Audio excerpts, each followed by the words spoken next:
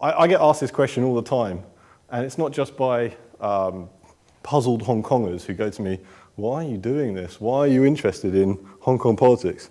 Actually, I get asked this all the time by academics. They all say to me, why are you interested in Hong Kong? Why not do something on mainland China? Mainland China's far more interesting. Well, so they say. So my answer to that question is what I hope this talk is going to be about, is why I think Hong Kong politics matter, and why it's not just something that is insignificant. So, Hong Kong from the perspective of mainland Chinese citizens, I mean, Hong Kong is, for them, Hong Kong is an inspiration, something that they could maybe hope to achieve on the mainland. Hong Kong still has a degree of press freedom, a degree of freedom of association that you don't have on the mainland. So for the mainland Chinese citizens, Hong Kong is something to look at and say, maybe we could be like that. Maybe that's what things could improve. From the perspective of Chinese leaders, Hong Kong is also important. For them, Hong Kong is a laboratory. So Hong Kong, again, could be seen as a laboratory for prospective reforms. So why does Hong Kong matter from the international community? Well, from the international community, Hong Kong represents a litmus test for mainland China's commitment or adherence to international law, international agreements, human rights. Will it live up to the promises it made? However, fundamentally, I think Hong Kong matters because it provides a window onto mainland China.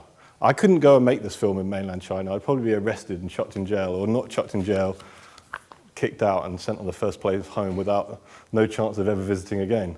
So because of that reason, that's why Hong Kong matters, because it allows you to see how the Chinese Communist Party operates, how it works, how they implement policy and what their policy is and what their current thinking is. And this is important because this window is obscured on the mainland. You can't see that very easily on the mainland, whereas Hong Kong has a degrees of freedom we keep talking about, which allow you to do these things. So, again, we're lucky enough to be able to make this film, but we're only lucky enough because, well, Hong Kong still has a degree of freedom that enables us to do it. I wasn't brave enough to go to mainland China to do it. So, and then, when people in the West, when they discover that I have some kind of interest in Chinese politics, I did my master's degree in Chinese politics, so that inevitably comes up in conversation. People say to me, the first question they always ask me when I say, oh yeah, I'm interested in China, they go to me, so when will China become a democracy? It's like the first question that all Gwailos ask. And I always think, gosh, why is it that Gwailos immediately assume that China will become a democracy? It's like the immediate assumption, but it's like everyone thinks it's inevitable. And basically, I would argue that actually that's one of the reasons why Hong Kong matters. Because 15 years ago, when Hong Kong returned to mainland China, everyone was saying, oh, right, mainland China will look to Hong Kong for reforms, and mainland China will reform itself similar to Hong Kong. So hopefully that will mean more democratic institutions or quasi-democratic institutions. But I would argue what's happened is 15 years later, you can already see that actually, rather than mainland China reforming itself in the model of Hong Kong is being reformed in the model of mainland China. So that's one of the reasons why I think Hong Kong really matters.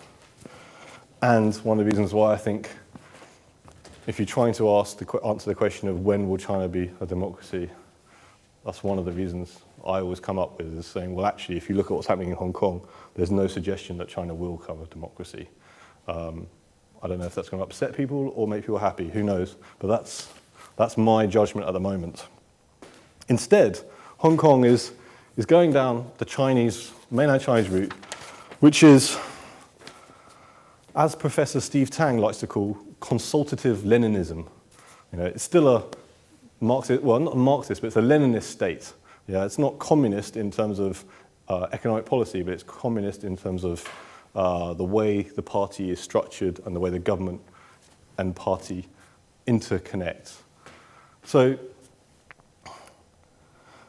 but what's really interesting about how China has evolved and how I think Hong Kong will evolve is that China is not a Leninist state in the truest form of a Leninist state. It's really what now we call a consultative Leninist state. So that means that it still has total control.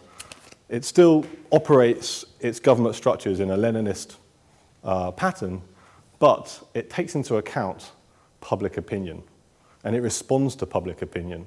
As you saw probably just the other day in Ningbo, I don't know if anyone saw this in newspapers, but there was big protests because of a potential chemical plant being built in Ningbo, and so the government said, all right, okay, maybe we won't do that, and then they responded to it, rather than just saying, tough, and we'll build it anyway.